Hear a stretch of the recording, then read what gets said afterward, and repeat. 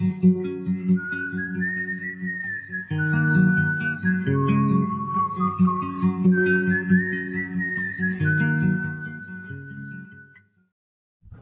this morning we're going to be studying the book of Hosea. This should take about 2 of our sessions to cover. It has 14 chapters, quite a large number of chapters, but not too many pages. The chapters are not extremely long. And it is one of those minor prophets like Amos, which carries a message to the northern kingdom of Israel before its fall. Hosea arose about the latter time of Amos's ministry. They were contemporary for a little while. Their ministries overlapped. Hosea was a little later and lasted a little longer.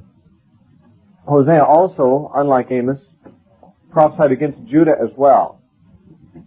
It is assumed, although we're not told that this is so, it is assumed that Hosea was a native of the northern kingdom. Unlike Amos, Amos was a native of the southern kingdom and went to the northern kingdom to prophesy. It's not really known for sure where Hosea hailed from, but most scholars would agree that he's from the northern kingdom, prophesying to the northern kingdom, which may account for his greater degree of tenderness and gentleness in dealing with the fallen nation of Israel than Amos exhibited. Amos was very straightforward and severe in just about everything he said, whereas Hosea is stressing the love and the kindness of God and the mercy and the forgiveness of God. Perhaps this is because Hosea is addressing his own people, and Amos had crossed national borders to give a message to people that were not his own people. I don't know. We know that Jonah was contemporary with Amos and Hosea, at least a certain period of time during the reign of Jeroboam II. These 3 prophets, Jonah, Hosea, and Amos, are the only prophets in our Bible, that is the only writing prophets who left books for our Bible, who were distinctly sent to the northern kingdom. Although, as I said, Hosea also has some things to say to Jerusalem and to Judah, the southern kingdom. The book of Hosea is characterized by an interesting story about the man himself. We find that in the prophets, some of them are asked to act out their messages. They're not just to give a sermon. They're supposed to live a sermon. And there were times when even the major prophets had to do this. Jeremiah was required to wear an ox yoke over his neck for a while.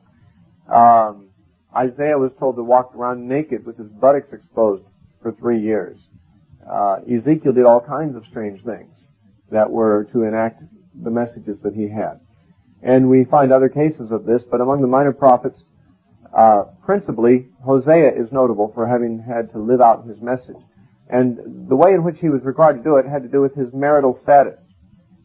The marital status of the prophets is very frequently an issue. Isaiah had a wife who bore him some children whose names were symbolic. And the names of Isaiah's children carry a message, part of his message. The same is true of Hosea. He had a wife who bore him some children, and the meaning of their names is also symbolically part of his message. Jeremiah was told specifically not to marry. Ezekiel was married, and his wife died, and he was told not to mourn for her, because her death was a symbol of the siege of Jerusalem and the downfall of that God's wife. And so we can see that the wives of the prophets often figure into their prophecies in one way or another. Probably none so much, however, as Hosea's wife, Gomer. This is the only prophet whose wife is named for us, that is, her name is given, Gomer. And she is not a good woman. We presume that Ezekiel's wife and Isaiah's wife were good. I mean, Isaiah's wife was a prophetess, we're told. But Hosea's wife was a prostitute. And he apparently knew that she would be a prostitute even before he married her. God told her to marry her, and in the very command, he called her a woman of harlotry, or a woman of adultery, an adulterous woman. And he was told to marry an adulterous woman. Now, whether she was already an adulteress before he married her, some people, for instance, say that she may have been a temple prostitute in one of the pagan temples in Israel, and he was told to take her, or whether she was a virtuous young virgin when he married her, we don't know. But it's quite clear that she became a woman of adultery. And so whether the statement, take yourself a wife of harlotry, means she's already a harlot before he takes her, or that she's a wife who becomes a harlot, has never been really determined finally by scholars. There seems to be debate over it, and it's not really important for us to resolve that question. The important thing is that he marries a wife who proves to be adulterous. This adultery results in a separation between him and his wife. But he is told later on in chapter 3 to take her back.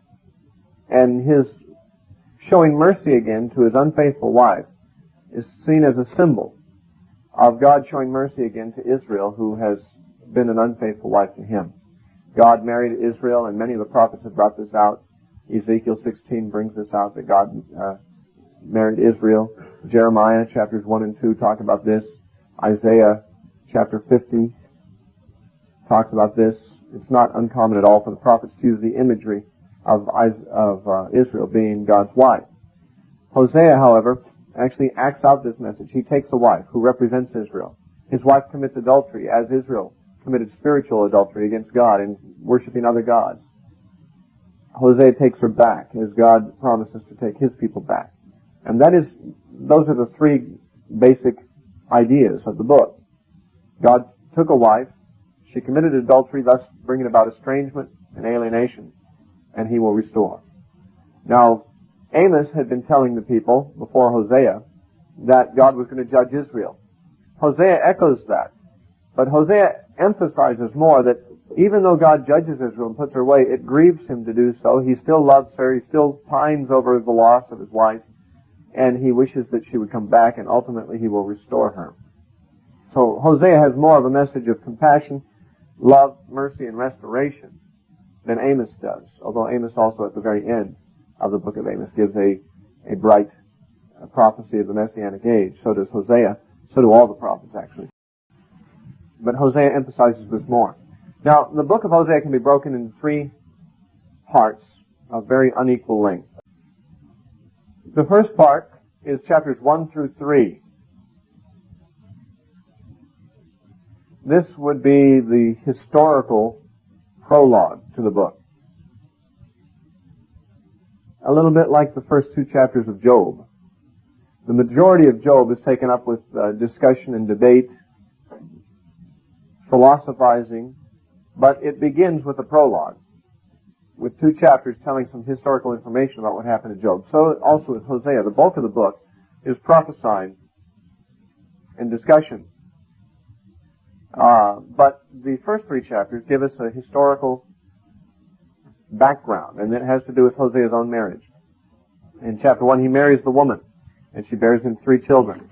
In chapter 2, an oracle is spoken against her.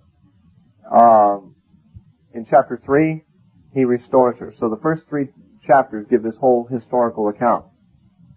And then we have nothing more in the whole book of Hosea concerning Hosea's marriage. It's all contained in the first 3 chapters. So that's the historical prologue. Then, in chapters 4 through 13, these are the prophecies of doom on Israel and also on Judah, mostly on Israel. We could call this God's controversy with his people, where, like Amos and like other prophets, Hosea names some of their sins that have offended God and tells what God is going to do about it. This is the lengthiest portion.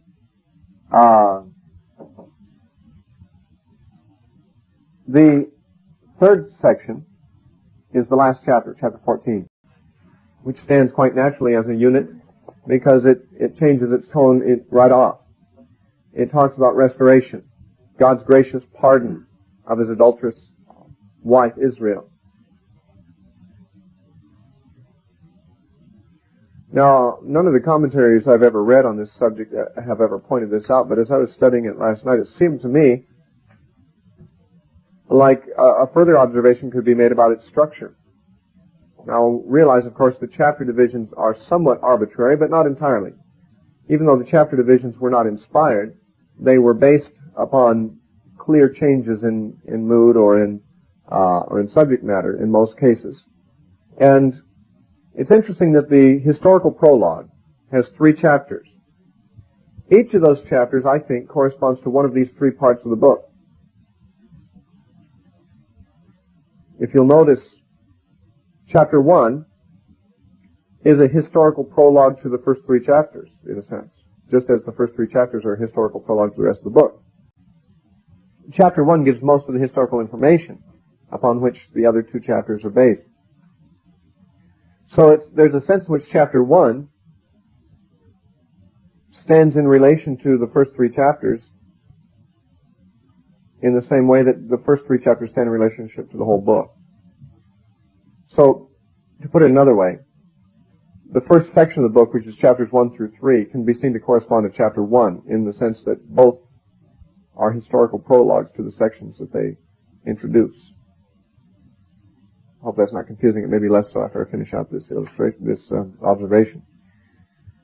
The second chapter, which of course is still in the historical prologue, but the second chapter seems to correspond to the second part of the book, namely chapters 4 through 13, which is God's controversy against Israel.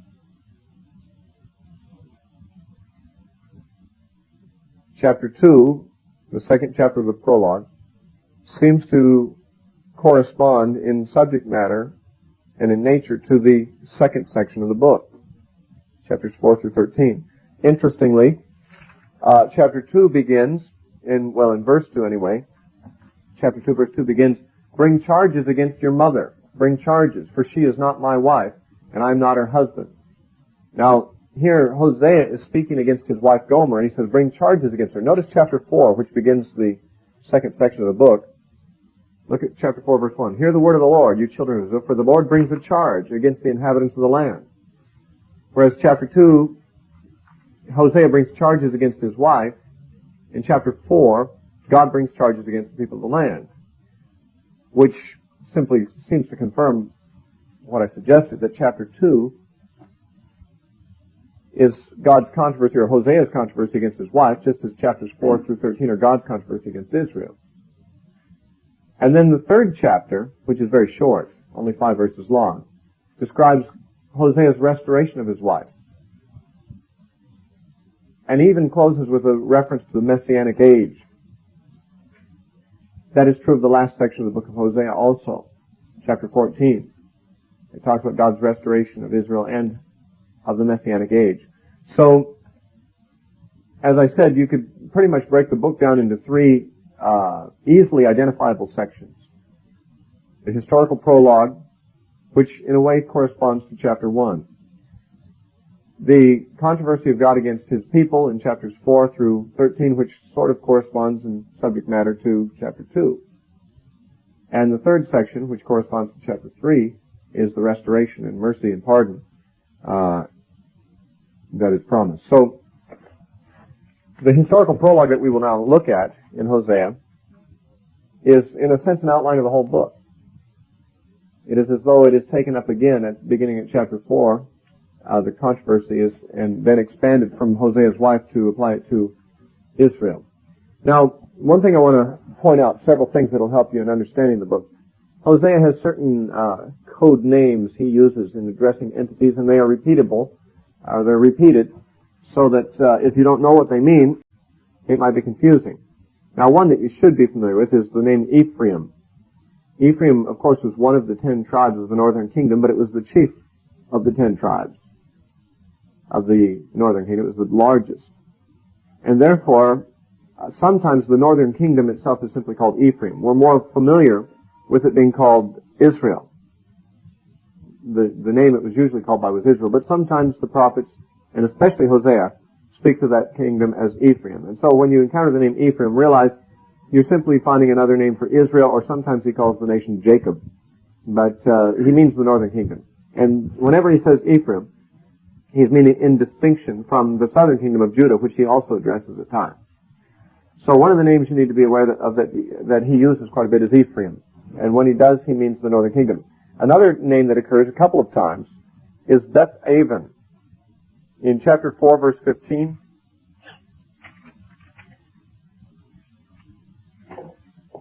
It says, though you, Israel, play the harlot, let not Judah offend. Do not come up to Gilgal, nor go up to Beth-aven. Beth-aven is a derogatory nickname for Bethel. Bethel is where the golden calf was, and where the sin of golden calf worship was. And Bethel means, of course, house of God. Beth-aven means house of wickedness. So rather than referring to this place where the golden calf was as the house of God, which is what the name Bethel suggests, the prophet prefers to call it Beth-aven, the house of wickedness. Some translators translate it the house of nothingness, rather than the house of God. Bethel, which had been the place where Jacob had first met God and entered into covenant with God, where the covenant was first stated verbally to Jacob, the man Jacob. Now his descendants had corrupted it. It ceased to be the house of God. It was now the house of nothingness, or the house of wickedness. And thus Hosea calls it that in chapter 4 and verse 15. Also again in chapter 5, verse 8. Blow the ram's horn in Gibeah, the trumpet in Ramah. Cry aloud at Beth-aven. Again, Bethel is intended. So that's another name that Hosea uses. Another one that you'll encounter a couple of times, at least in the King James, I think, and the New King James, although I've noticed the NIV removes it, just because they translate it instead. But in chapter 5 and verse 13, it says, when Ephraim saw his sickness and Judah saw his wound, then Ephraim went to Assyria and sent to King Jareb. King Jareb is not a proper name of any king in Assyria, but it is used twice in Hosea. It's used there and also in chapter 10, verse 6. Chapter 10, verse 6, he says, the idols shall also be carried to Assyria as a present for King Jareb. King Jareb actually means striving or contention. And it's used as a symbolic name for Assyria. And the reason why this name is given to the king of Assyria is not exactly clear. It might be because God was offended that Israel was going to the king of Assyria for help and saw it as part of Israel's striving against God or contending against God. This man that they went to instead of God was a symbol of their striving against God or of their contention against Him. That's possibly a reason why he's referred to as king striving. Or on the other hand, it may have something to do with the character of the king of Assyria himself, that he was a warlike king and liked to pick a fight and strove with other nations a great deal. It's not entirely clear. It may be ironic because the Israelites turned to the king of Assyria for assistance, but he will only contend with them or strive with them. He won't be a help to them. He will ultimately bring strife and contention and war upon them.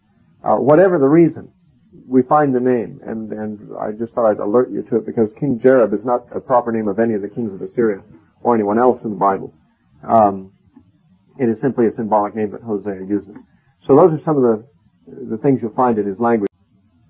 Apart from those observations, we need to make no other introductory remarks. We don't know much about the man's personal history except his marriage and his children. And so we'll go right into the historical prologue in the first 3 chapters right now. The word of the Lord that came to Hosea the son of Beeri in the days of Uzziah, Jotham, Ahaz, and Hezekiah, the kings of Judah, and in the days of Jeroboam, the son of Joash, king of Israel. Now, the reason he mentions the kings of Judah and of Israel is because he's got a message to both of those nations, and he wants to set his prophecies in the proper chronological perspective from the viewpoint of both sides. The kings of Judah that he names are exactly the same kings that are named in the beginning of Isaiah as the kings during whose reign Isaiah prophesied. So we can see that Hosea's ministry was exactly contemporary with that of Isaiah, spanning the reigns of the same 4 kings. But, of course, there was a difference in location. Isaiah was in Jerusalem. Hosea was in the northern kingdom. But those are the kings in Judah during his reign. And then the days of Jeroboam, who in this case is Jeroboam the second, quite clearly. Not Jeroboam the son of Nebat, who is the first Jeroboam, but Jeroboam the son of Joash, who is the second Jeroboam. The same king who reigned in Israel when Amos and Jonah were prophesying there. So it's interesting that he only mentions Jeroboam because since his prophecies extended into the reign of Hezekiah in the southern kingdom, It actually went beyond the king of Jeroboam, the reign of Jeroboam in the northern kingdom. But he only mentions Jeroboam. Apparently, the majority of his prophecies affected the reign of Jeroboam or prophesied at that time. Now, when the Lord began to speak by Hosea, the Lord said to Hosea, "Go take yourself a wife of harlotry and children of harlotry, for the land has committed great harlotry by departing from the Lord." So he went and took Gomer, the daughter of Diblaim, and she conceived and bore him a son. Then the Lord said to him, "Call his name Jezreel, for in a little while I will avenge the bloodshed of Jezreel on the house of Jehu, and bring an end to the kingdom of the house of Israel. It shall come to pass in that day that I will break the bow of Israel in the valley of Jezreel." And she conceived again and bore a daughter. Then God said to him, "Call her name Lo-Ruhamah, for I will no longer have mercy on the house of Israel, but I will utterly take them away. Yet I will have mercy on the house of Judah. I will save them by the Lord their God, and will not save them by the bow, nor by sword or battle, by horses or horsemen." Now, when she had weaned Lo-Ruhamah, she conceived and bore a son. Then God said, "Call his name Lo-Ammi, for you are not my people, and I will not be your God. Yet the number of the children of Israel shall be as the sand of the sea, which cannot be measured or numbered. And it shall come to pass in the place where it was said to them, you are not my people, there it shall be said to them, you are the sons of the living God. Then the children of Judah and the children of Israel shall be gathered together and appoint for themselves one head, and they shall come up out of the land, for great will be the day of Jezreel. Say to your brethren, my people, and to your sisters, our mercy is shown." Okay, that includes the first verse of chapter 2, because that really is a paragraph division here. Okay, what has happened here? God tells him, first of all, to go and take a wife who would be adulterous. And in all likelihood, her harlotry, mentioned here in verse 2 of chapter 1, is future, not a reference to her present state. The reason I say that is because the children of harlotry that are mentioned are certainly future. Hosea is told to take a wife, and he is already told what the results will be. It will turn out that she will be a wife who commits adultery. It will turn out that she will bear children from her adultery. And it says, for the land has committed harlotry by departing from the Lord. So right off, the Lord gives him the meaning of the symbolism. Now God requires this man to actually get married to a woman that's going to bring misery to him, which shows how costly it can be to be called to be a prophet and to have to live out the message that God calls you to. But you know, it might seem strange that God would call a man to a life that would be miserable in terms of his marriage and everything, because God has had to experience that, and there's a sense in which we enter into deeper fellowship with God when we fellowship with Him in His sufferings. I remember my first marriage was this way. My first wife was adulterous, and I determined I wouldn't divorce her.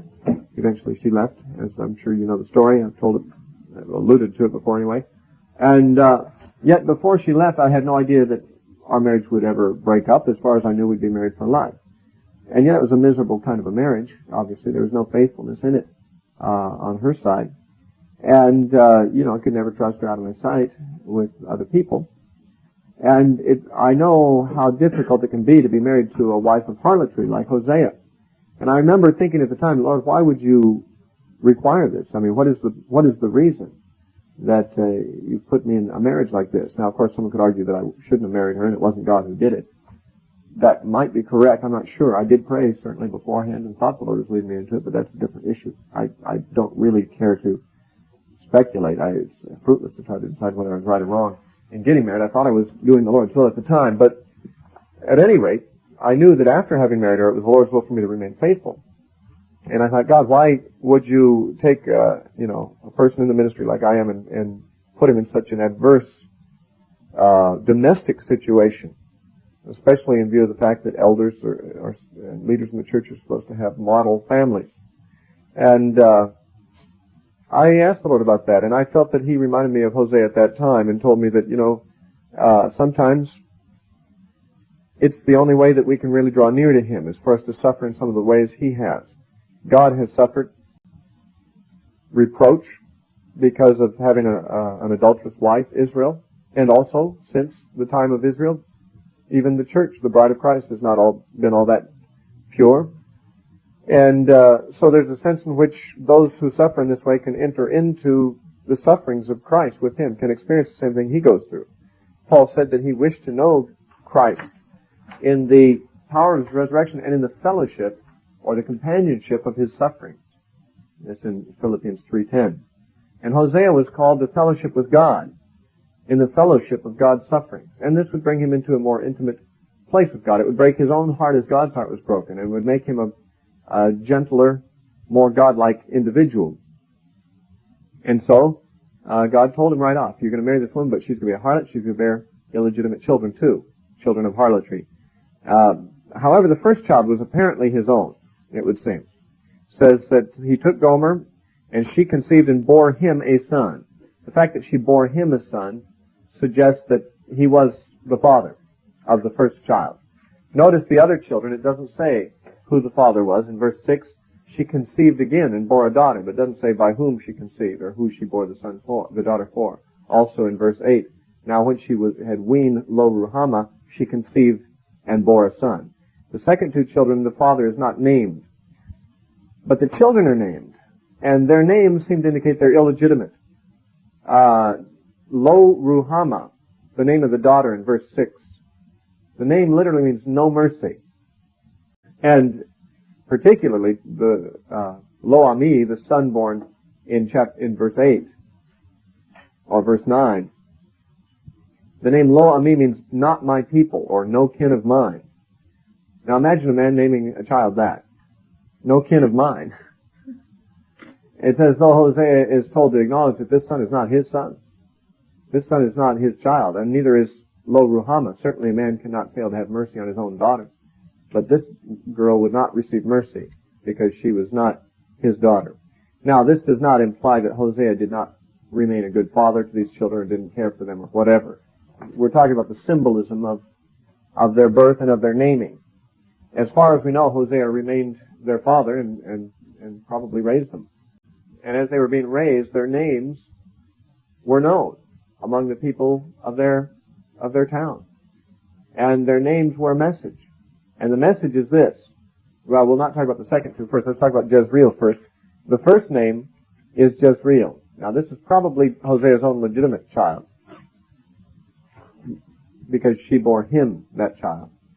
And he says, name him Jezreel, for a little while I will avenge the bloodshed of Jezreel on the house of Jehu.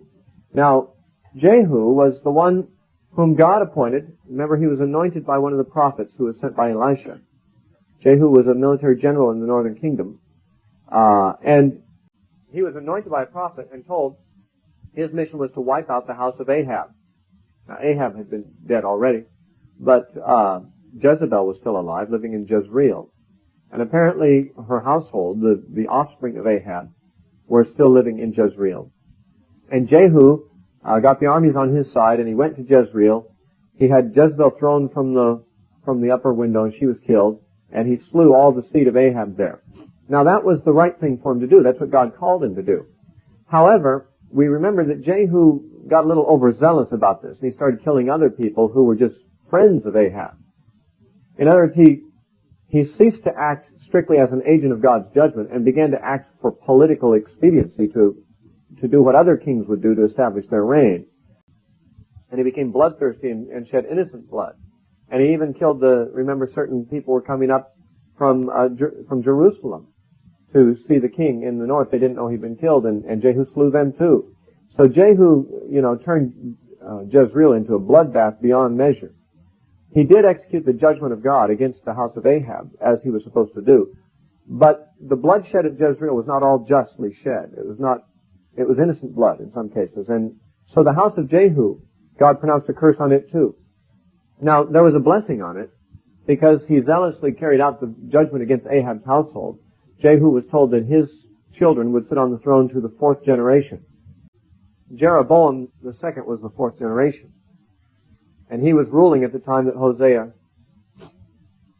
prophesied. And so Hosea is saying it's now time for judgment to come on the house of Jehu also, which would mean Jeroboam, the present ruler. Of course, Jehu was dead by the time Hosea lived, but his offspring Jeroboam was reigning, and this was time for judgment to come upon that house, that bloody house. It says, and bring an end to the kingdom of the house of Israel. So the fall of Jeroboam and of the house of Jehu was simply a precursor of the greater fall of the entire kingdom, which would happen, of course, some generations later. So there's a short-term judgment anticipated. Naming his son Jezreel calls to remembrance that bloody and unjust thing that was done there by the ancestor of Jeroboam, and becomes the springboard for this message that Jeroboam is going to fall. And not only that, but eventually the whole kingdom of Israel is going to fall, because Jeroboam is not an isolated case, nor Jehu. Every king in Israel has been just as wicked. Yes? Was the fall of David's house that was a precursor of the fall of Israel? Yeah, he's talking here in verse 4 about avenging the bloodshed of Jezreel on the house of Jehu. That means the house of Jehu is going to be punished. Now, the house of Jehu means Jeroboam II, because Jehu was long dead. Jeroboam was 4 generations later. But Jeroboam was the king at this time. So what's being predicted is that the house of Jehu, namely Jeroboam, the dynasty that Jehu had established, is going to be destroyed. And that is really only the destruction of one dynasty. The northern kingdom had several dynasties before and after this, but it's saying that as this is going to happen to this dynasty, so is it eventually going to happen to the whole kingdom, it says. I will bring to an end the kingdom of the house of Israel. Judging the house of Jehu doesn't mean that Jehu himself is still alive, any more than when the prophets speak of bringing judgment on the house of David. David was long dead when those prophets spoke, but it meant whoever was the current king, the current descendant of David at the time in Jerusalem. So also the house of Jehu refers to the representative of his dynasty at that time on the throne. Now the name Jezreel literally means God sows, or Jehovah sows. That is not particularly important to understanding this part of the prophecy, but the name Jezreel comes up again later in the book in a connection where it is a play on the word God sows. But we'll wait and discuss that at the time. So the first child apparently is a legitimate child and is named Jezreel to speak of the fact that there would be judgment on the northern kingdom. The second child is a daughter. Strong indications are given that she is not Hosea's own, because remember God had said in verse 2 that this woman would bear children of harlotry. Well, 2 children were born who apparently were of harlotry, of her immorality. One of them was Lo-Ruhamah, a daughter. It means no mercy. And he says, because I will no longer have mercy on the house of Israel, and I will utterly take them away. Yet I will have mercy on the house of Judah. Now he's saying essentially Judah is not yet quite right for judgment as the northern kingdom is. The northern kingdom is very near to being destroyed, and this by the Assyrians, of course. But the southern kingdom was not ready. Therefore, the Assyrians would not destroy Judah. And he makes reference to something that we know more about from the historical books when he says in verse 7 here, yet I will have mercy on Judah, and I will save him by the Lord their God, and will not save them by the bow, or by the sword, or by battle, but by horsemen, that is, nor by horses or horsemen. Now, what is he talking about there? Anyone think of a historical thing that might be referring to? When the Assyrians destroyed the northern kingdom, which is predicted in verse 6, the Assyrians then went down to Judah, wiped out a whole bunch of the cities of Judah, and then came against Jerusalem and encamped against it. But Jerusalem was not quite ripe for judgment, as the prophet here says. And God spared Judah because Hezekiah the king prayed, and they were spared, but not by battle, not by bow, not by horses or horsemen, or by sword. They were saved by an angel of the Lord going out and smiting the Assyrians outside. This is 2 Kings 19:35 records this. And that's what Hosea is referring to. He's not specific, but he says that God will save them without warfare. Implied against the same enemy that will destroy Israel, the northern kingdom. So at this point, he just mentions in passing, Judah's not quite right. Now later on, he has things to say against Judah. He does speak against Judah, but he simply says at this point that when Israel falls, Judah won't fall immediately, but God will spare them at this time. Judah did not fall during the Assyrian period, as did Israel. Judah later fell during the Babylonian period. Now, the third child is again a son, and apparently also illegitimate. And so his name is called Lo-Ammi, which means no kin of mine, or literally, not my people. And he says, for you are not my people, and I will not be your God. Now, I sometimes make an issue of this, maybe more than you need to hear it.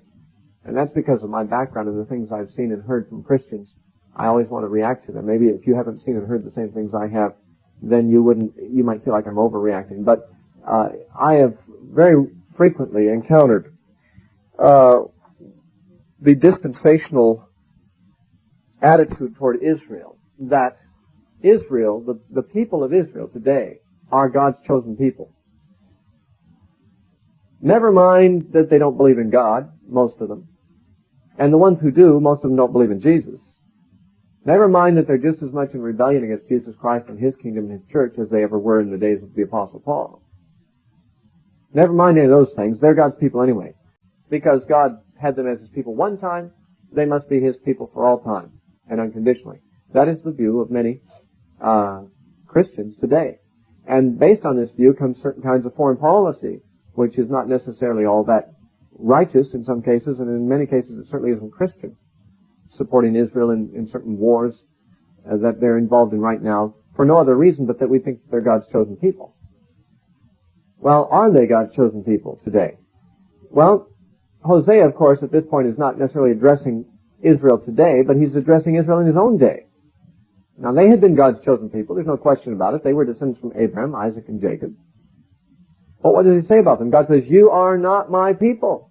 And the name Lo-Ammi, this name of this boy, represents this message. God has disowned them because of their unbelief and their apostasy.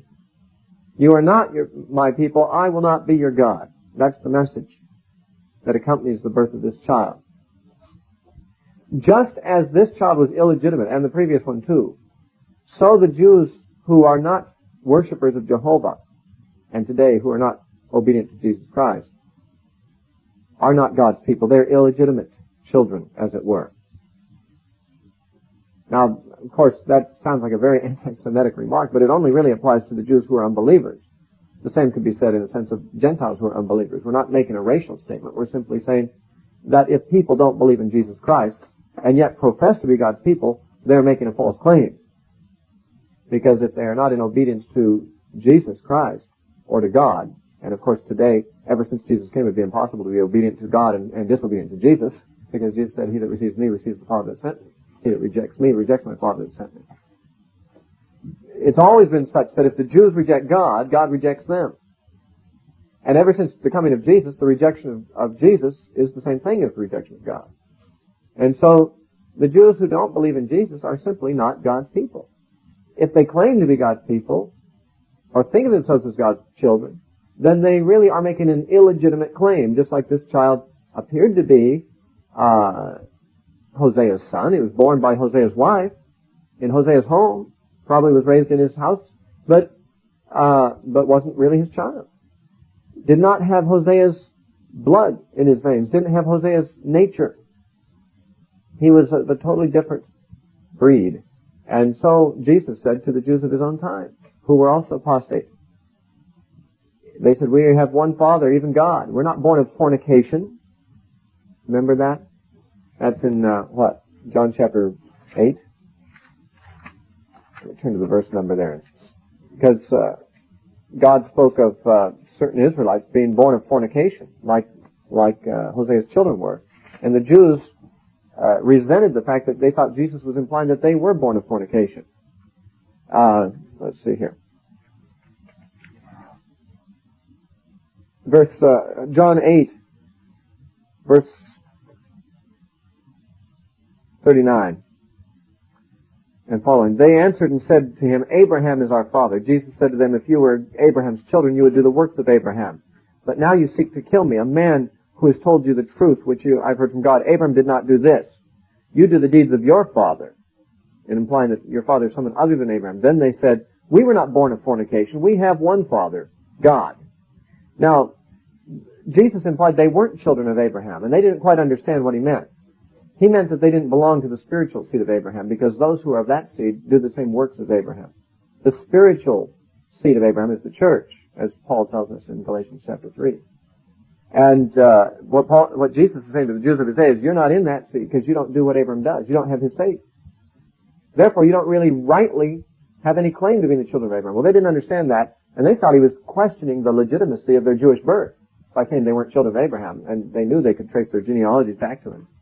So they said, "We're not born of fornication. What, you're accusing us of being children of harlotry?" That's exactly what he was saying. And they claim, we have God for our Father. Then, of course, Jesus had to correct that. Verse 42, he said, if God were your Father, you would love me. But then down verse 44, he says, you are of your father, the devil.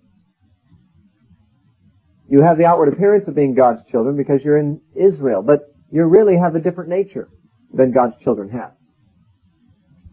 You are born out of a period of Israel's harlotry and compromise with demons, with idols, with the devil himself. And so you are like children of harlotry, he's saying to them. And they understood it as such and said, we're not. But they were, in the same sense that Hosea said that the Jews were in his day. And as such, they were not God's kin. They are not God's people. They are not the children of God. If you look at Romans chapter 9. Romans chapter 9, verse 8. You know, of course, Romans 9 is the beginning of a several chapters long discussion about Israel's status today.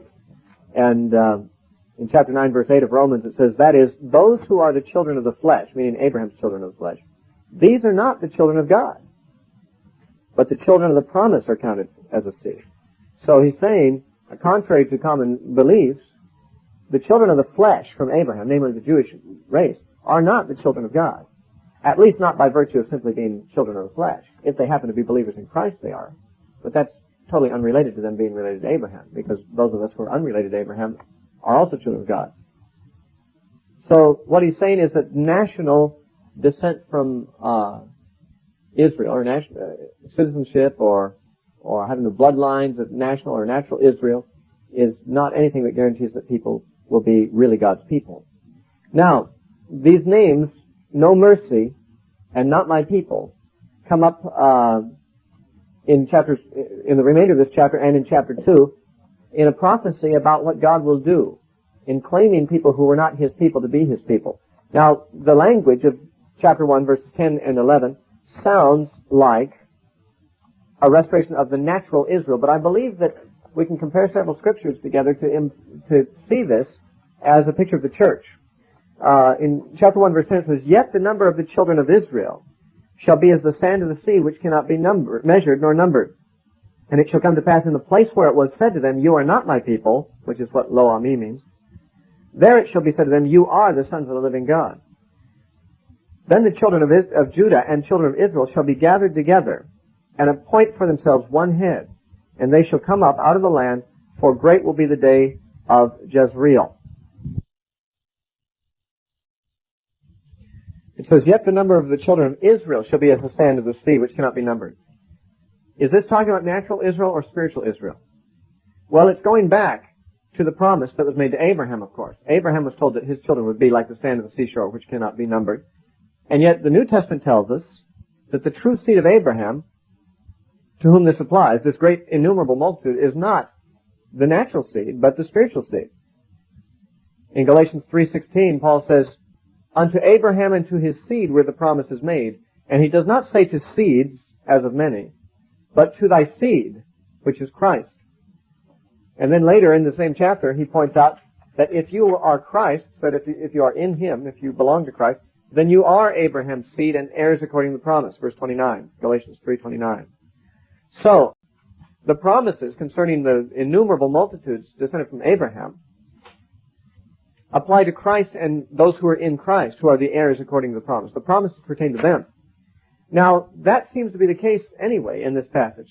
He says the children of Israel, meaning the spiritual Israel, not the natural Israel. And remember, the natural Israel provided the germ community for the spiritual Israel. The remnant of the natural Israel were the first to enter the spiritual Israel. The first members of the church, by far, tens of thousands of them. The first fruits of the church were all Jewish, part of the believing remnant of Israel. But then, of course, we Gentiles have simply been grafted into that. We've just become part of that. The true Israel of God was the church on the day of Pentecost, the 3,000 Jews who were believers, as opposed to all the other Jews who weren't. After that, many thousands more were added, and then eventually a few Gentiles began to trickle in. But what they became part of was this Israel, this spiritual Israel. They became proselytes, as it were, to the true Israel. And now it happens that the trickle of Gentiles has changed into a great flood of Gentiles, so that the Gentiles happen to outnumber the Jews, but it's still the same group. It's still the same entity. It's still the spiritual Israel. It's still the same olive tree, even though some natural branches have been broken off and some unnatural branches, Gentiles, have been grafted in. It's still the same tree. This is the Israel of God. So the Israel, the fulfillment of verse 10 is in the church, the Israel of God. It is, even though God will destroy natural Israel and disown them, he says, yet the true Israel will still be a multitude, innumerable multitude. And he says at the end of verse 10, in the place where it was said to them, you are not my people, there it shall be said to them, you are the sons of the living God. Now, it sounds like he's just saying that those Jews in Hosea's day who were said to be not his people will be replaced someday by Jews that God will say, you are my people. You are my sons.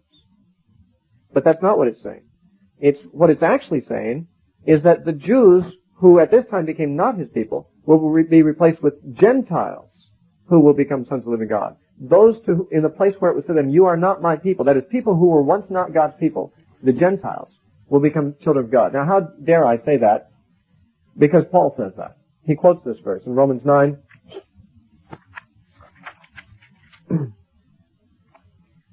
Romans 9, beginning of verse 22 and through 26.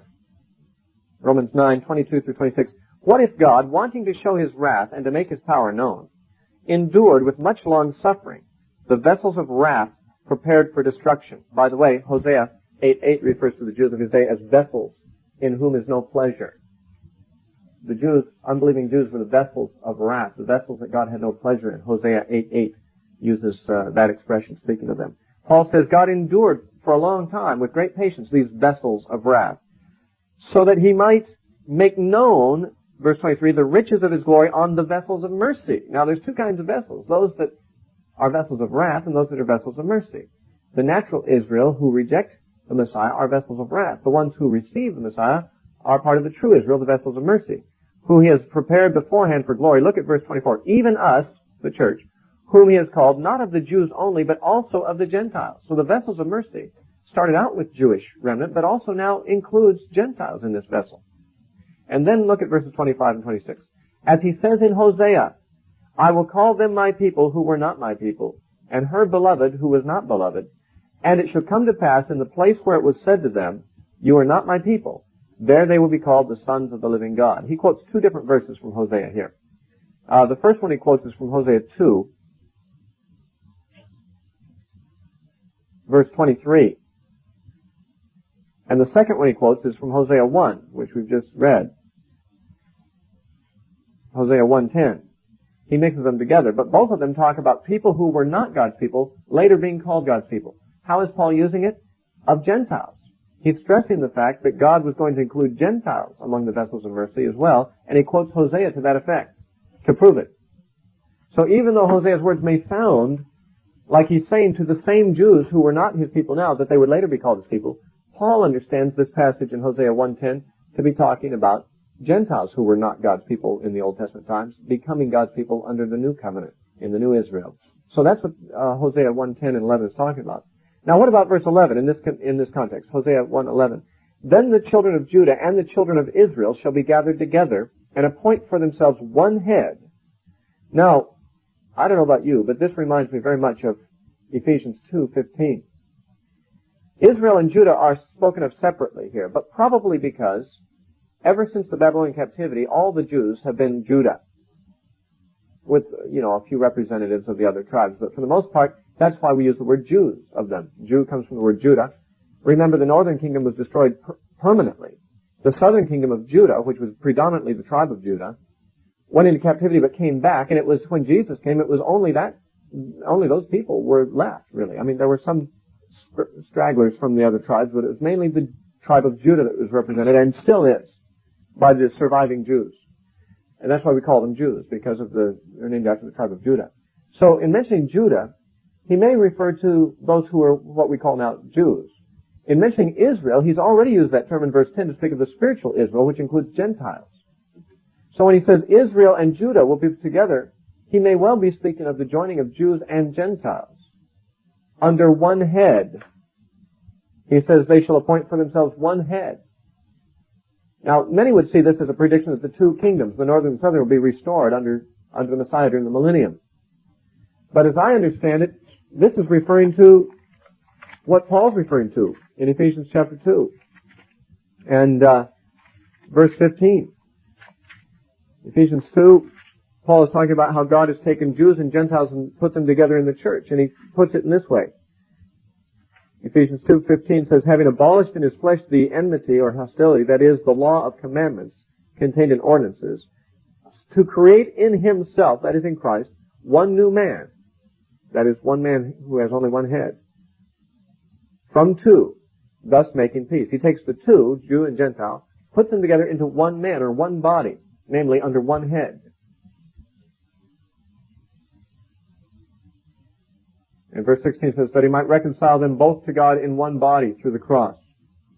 So, this reference in Hosea 1:11 to Judah and Israel, I think spiritual Israel has already been implied in verse 10, and that would include Gentiles, in fact, predominantly Gentiles. So Jews and Gentiles together come under one head, in one body.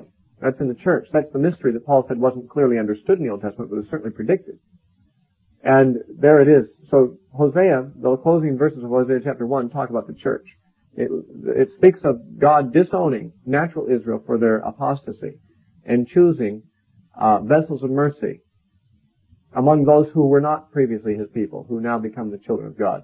Now, from this historical information, the birth of these three children, we get a prophetic oracle of contention. Now, it seems to be Hosea contending against his wife. And most of what can be said can be understood that way. But of course we understand that it has a further application, a further meaning of God contending with his wife, Israel. So he says in chapter 2, verse 2, bring charges against your mother. Bring charges, for she is not my wife, for I am not, nor am I her husband. Let her put away her harlotries from her sight, and her adulteries from between her breasts, lest I strip her naked and expose her, as in the day she was born. This refers to the same thing that Ezekiel talks about in chapter 16. He has an extended parable about how God found this naked baby, uncared for, and then he cleaned her up, dressed her nicely, fed her well. She grew up and went out and committed adultery. Well, he says, I'll strip her naked and expose her as the day she was born. Reminds us of the fact that when God found Israel, she was like unclothed, exposed to the elements, vulnerable, weak, helpless. And he says, if she doesn't stop committing adultery, I'm going to restore her to that same original state. And make her a wilderness, and set her like a dry land, and slay her with thirst. I will not have mercy on her children, for they are children of harlotry, for their mother has played the harlot. Now that is true, of course, of Hosea's children, but it's also true of God's children. He speaks of them, the Jews, of a certain time, in a certain spiritual state, as being children of harlotry. And as I said, John 8:41, the Jews seem to think Jesus is accusing them of being that. Their mother has played the harlot. She who conceived them has done shamefully, for she said, I will go after my lovers, who gave me my bread and my water, my wool and my linen and my oil and my drink. In other words, she gives the lovers, these other gods that she worships, credit for her prosperity, when it was really God who gave her her prosperity. So he's offended that she not only commits adultery, but she goes and thanks the other gods for the things that God has blessed her with. It says, therefore, behold, I will hedge up your way with thorns and wall her in, so she cannot find her paths. She will chase her lovers, but not overtake them. Yes, she will seek them, but will not find them. Then she will say, I will go and return to my first husband, for then it was better for me than now. For she did not know that I gave her grain, new wine and oil, and multiplied her silver and gold, which they prepared for Baal. That is, they gave these things as offerings to Baal, not knowing that it was God who had given them those things. Therefore I will return and take away my grain in its time, and my new wine in its season, and will take back my wool and my linen given to cover her nakedness. Now I will uncover her lewdness in the sight of uncover her lewdness in the sight of her lovers, and no one shall deliver her from my hand. I will also cause all her mirth to cease, her feast days, her new moons, her Sabbaths, all her appointed feasts. And I will destroy her vines and her fig trees, of which she said, these are my rewards that my lovers have given me. So I will make them a forest, and the beasts of the field shall eat them. I will punish her for the days of the Baals, to which she burned incense. She decked herself with her earrings and jewelry, and went after her lovers. Then she forgot me, says the Lord. Now, one of the things God says He's going to do, ultimately, is, in verse 6, hedge her up, wall her in, so that she is separated from her lovers, so she might pursue them and not find them. Hedging her in means that God is going to intervene to bring about separation between her and those sins or the temptations that she has. And He says so that she will return to Him. In verse 7, then she'll seek her first husband again. And she'll say, it was better for me then. Bill Gothard, whose seminars I've never attended, but I know much of what he teaches by second hand, has talked about something, I think he calls it, if what I've been told correctly represents his teaching, he talks about praying a hedge of thorns around someone. If you're concerned about your children or someone, who's facing temptation and you're afraid that they may fall, that you can pray a hedge of thorns around them, which will keep the enemy from getting at them, and basically protect them, like Job was hedged about. Remember, the devil complained that God had put a hedge around Job and that he couldn't get to him. And I believe that the scripture that is used to support this notion is Hosea 2:6. I will hedge up your way with thorns. I believe that God puts a hedge around people, and I believe there may even be legitimacy in praying that God will do so. But I don't think that's what Hosea is talking about here. I don't think this is the same kind of picture that we have in Job chapter 1, of Job being hedged about. The hedge around Job was a blessing to him and a protection from invasion by the enemy. In this case, the hedge is to affect the one hedged in. It doesn't keep enemies out. It keeps the one inside from pursuing those that are the enemies of God, really. And what it seems to mean is that I'm going to strew her path with thorns and make her way narrow, like a narrow way that there's walls, and she's restricted to a narrow and constricted path. And it'll be a hard path, a thorny path. And he's basically saying he's going to bring hardship on her in her idolatry, so that she will no longer be attracted to idolatry. And she'll say, it was better for me before, and she'll return to God. I think that's basically the meaning of the hedging of thorns here in this particular context. And he speaks of the fact that they have given credit to Baal and to the other gods for the blessings that God has given them, therefore he's going to take those blessings away. Now it's interesting because in Romans 11:29, part of that discussion about God's dealing with Israel today, it mentions the gifts and the calling of God are without repentance, which is usually understood to mean that God, having chosen Israel, will never repent or recall or remove His gifts from them. And yet here he specifically says that the gifts he gave them, he's going to take away from them. Now, what does Paul mean in Romans 11:29 when it says the gifts and the callings of God are without repentance? That's not entirely clear. But I think what it means is that God's call is still open. He hasn't stopped calling. His gifts are still available to them if they will turn to Him. And I think in the context of Romans 11, that's what's saying, that God hasn't revoked the offer to them. His calling of them and His gifts toward them are still available to them if they'll meet the conditions. But it doesn't mean that His calling them as His people is something that never changes regardless of their spiritual state.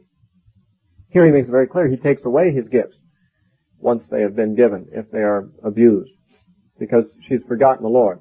Now, verse 14, therefore behold, I will allure her and bring her into the wilderness and speak comfort to her.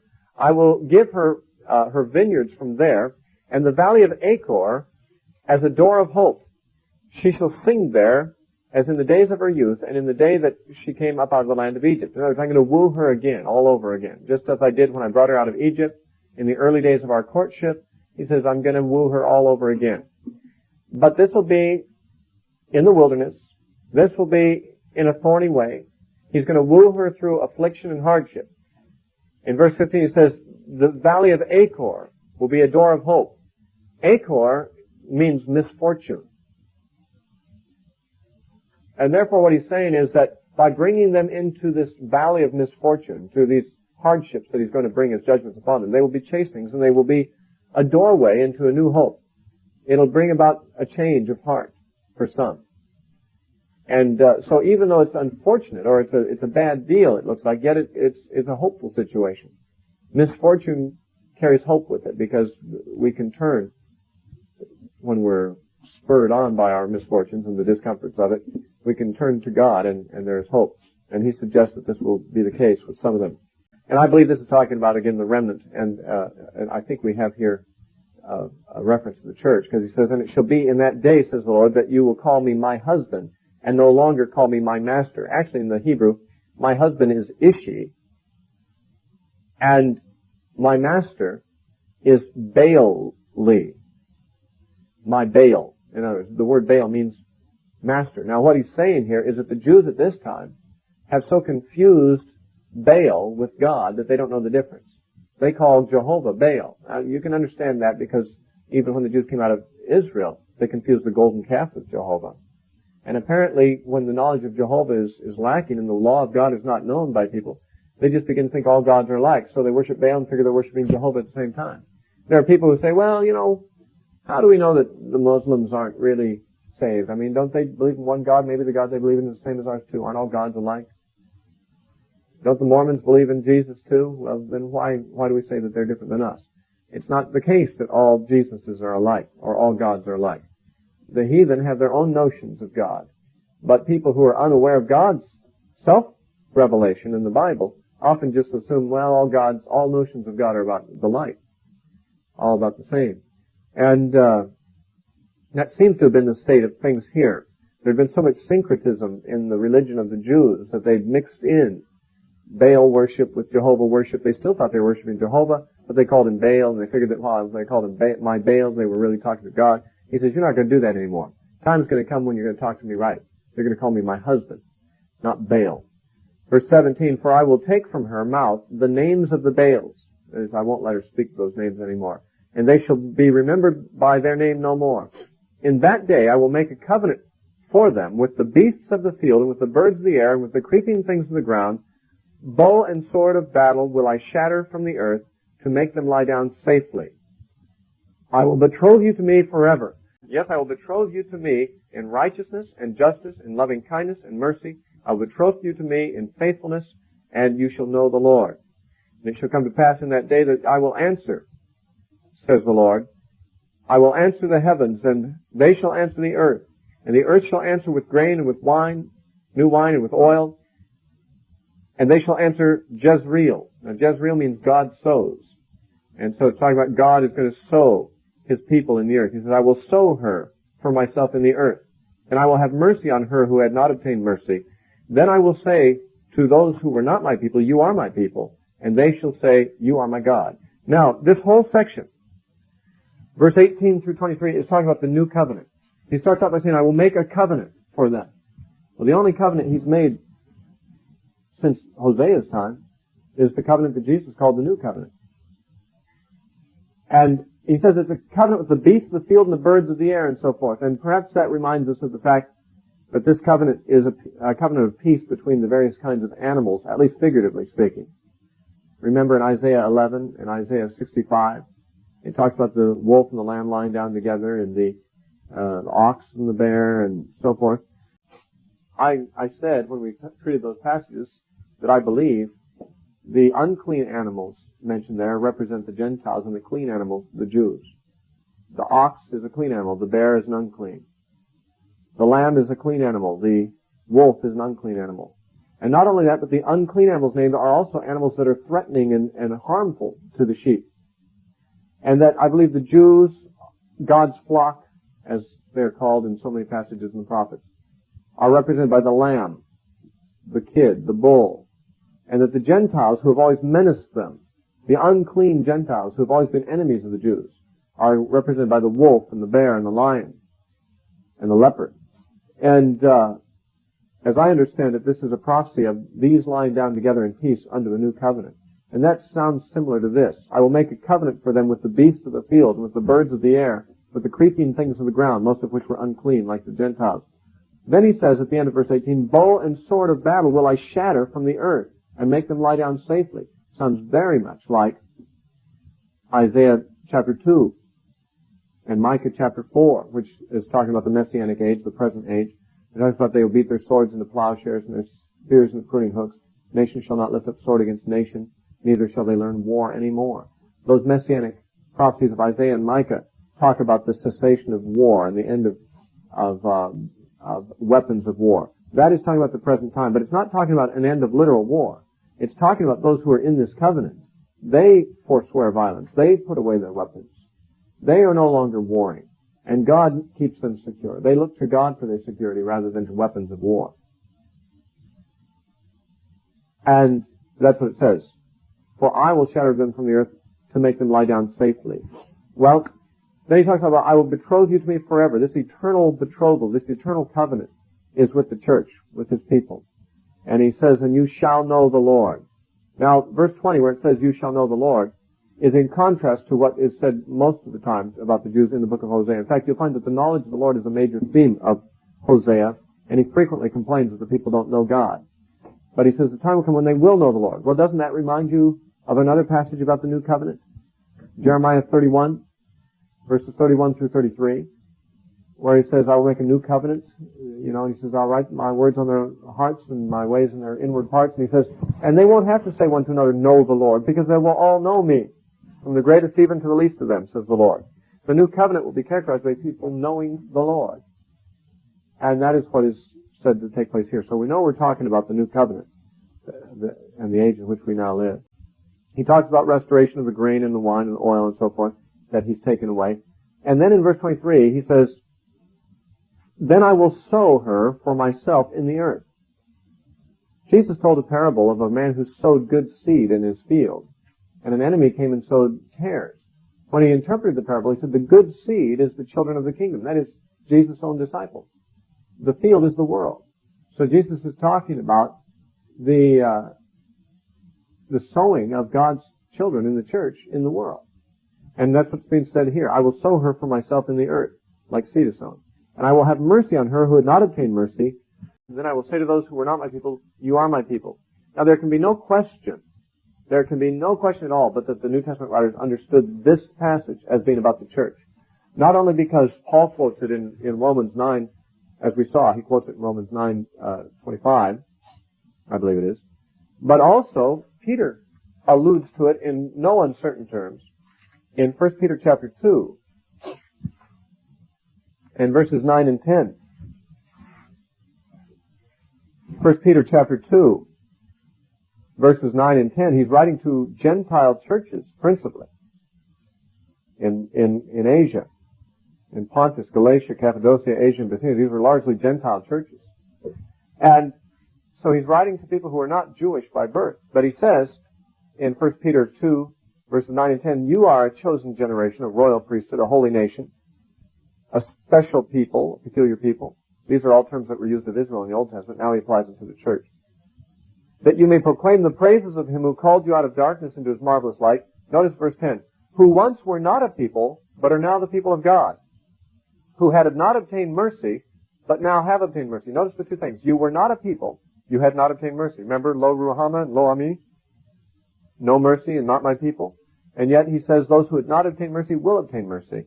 Those who were not my people shall be called the people of the living God. Peter is making a very clear reference to this passage.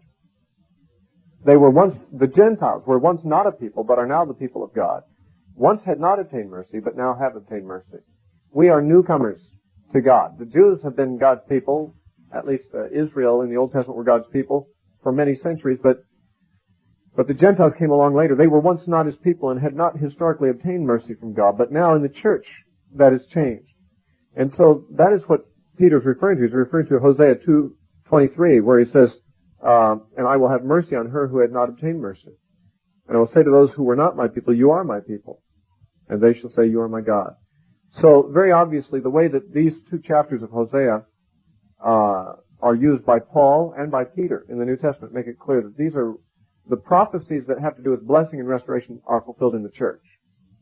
They're not fulfilled in some future millennium or something else. They're applied to the church by the apostles. Now there's a very short chapter, chapter 3, we need to cover before we take our break.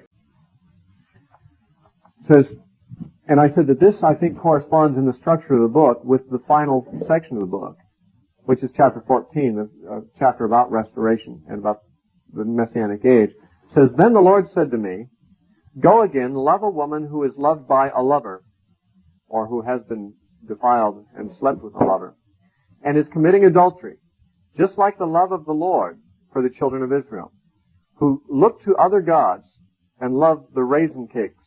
The raisin cakes were among the things that they ate at the pagan feast. So he's speaking disdainfully of, they've left God for raisin cakes. Are raisin cakes that alluring? Did a person throw off his salvation for them?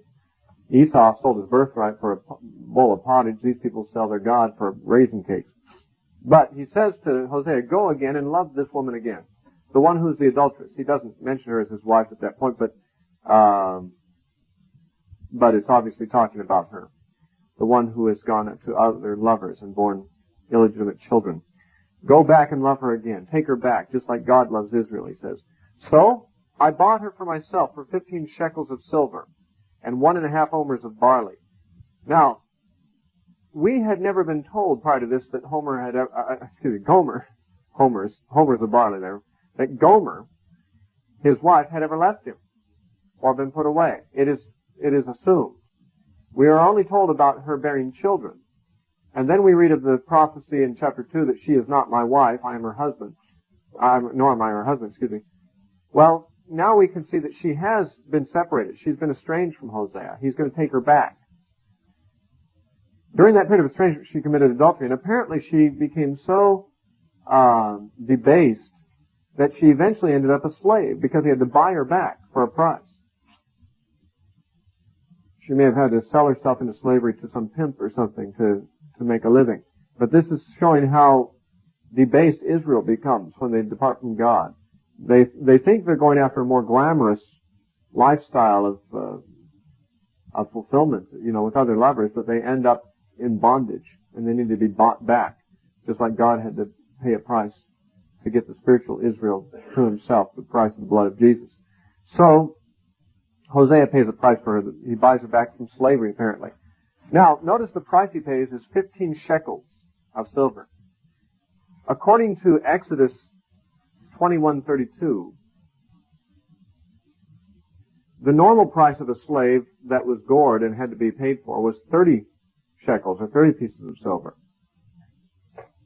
He buys her back at half price. Now, this may suggest that she was not considered to be worth as much as even a normal slave. She was sold at half price as damaged goods.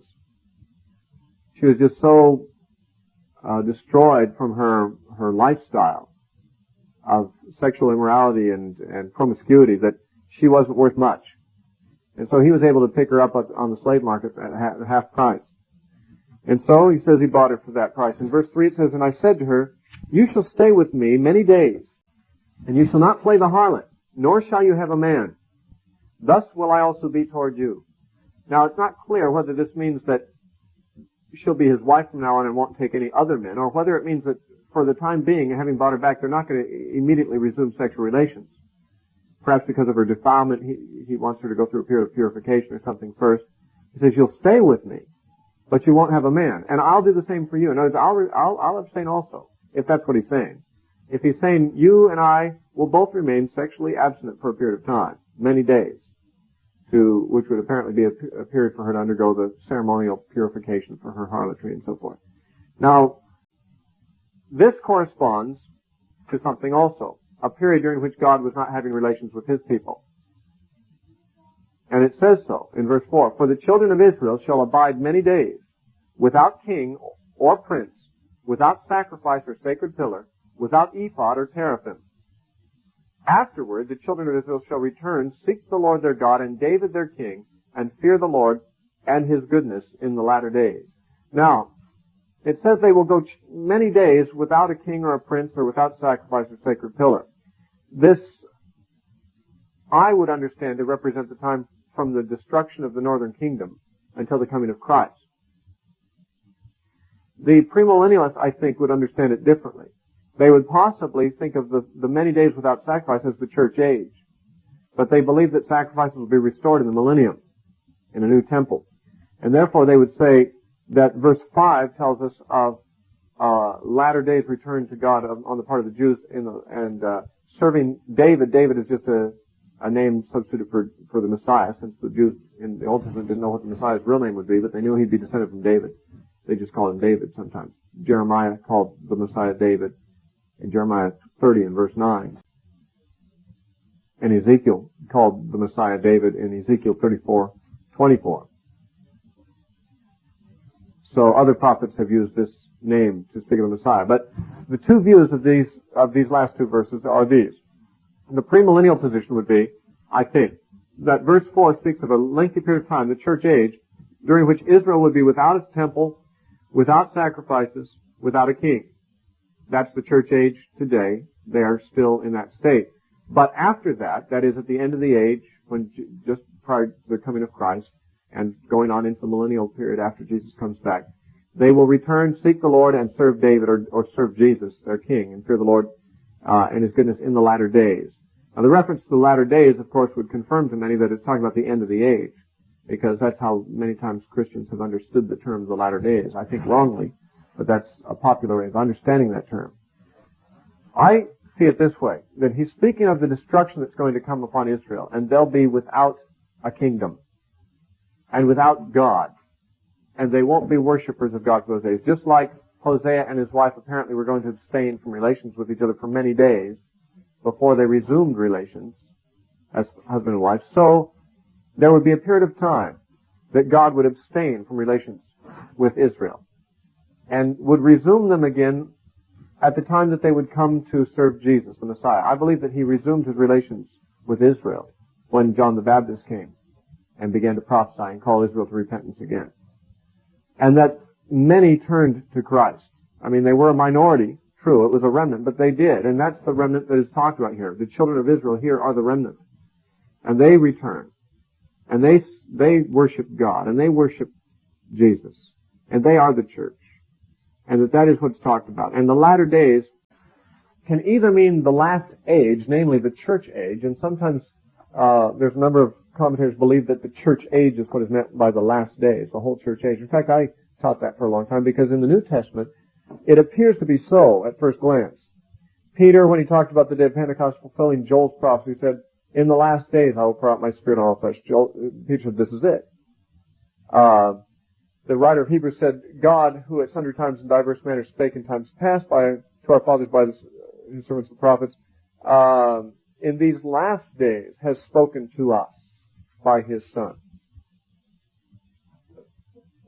John said, "Little children, we know that it is the last hour, because many antichrists have come." It says in 1 Peter chapter 1 that Jesus was foreordained before the foundation of the world, but was manifest in these last times for you. Paul speaks about us as the people upon whom the end of the ages has come. There's those kinds of expressions are used in the New Testament, which suggest that the end of the age, or the last days, or the latter times, or the last hour, was seen as present in the days of the apostles. And on the basis of that, many have understood this to mean that the church age, which began at that time, is the last days, and that we are still in the last days and have been for 2,000 years. I understood it that way for a long time, and just from my studies since then, I've come to change my view. I think it means the last days of the Jewish dispensation, the last days of the Old Covenant economy. The Old Covenant economy was in force for 2,000 years, in one form or another, since the time of Abraham. And that economy came to an end in 70 AD. And the days in which the apostles lived were the last days of that particular system. And therefore it's quite correct to speak of their time as the latter days. It seems to me now very strange to think of a whole 2,000-year period as the last days. It seems like more like the last centuries, not last days.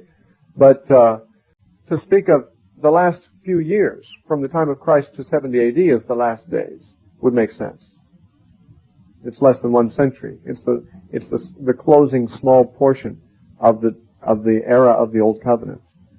And that's what I think is meant most of the time in the Bible by the latter days. Now, there's sometimes the term may be more generic. It might mean the last days of this or that particular thing in a given context. The last days of Edom, or the last days of Babylon, or the last days of something else. Also, it is possible that in some of the writings of Paul, the term last days may apply to the last days of the world. That is, as we normally think of it, the end of the world. some of the sayings of Paul about the last days in Timothy strike me as possibly having that meaning. But I can't be certain, and I'm not dogmatic about it. But for the most part, I believe the normal use of the term last days or latter days in the New Testament, and many times they're quoting from the Old Testament when they use that term, they're referring to the last days of the Jewish dispensation, which ended in 70 A.D. And so that's what is being discussed there in chapter 3. Now let's take our break.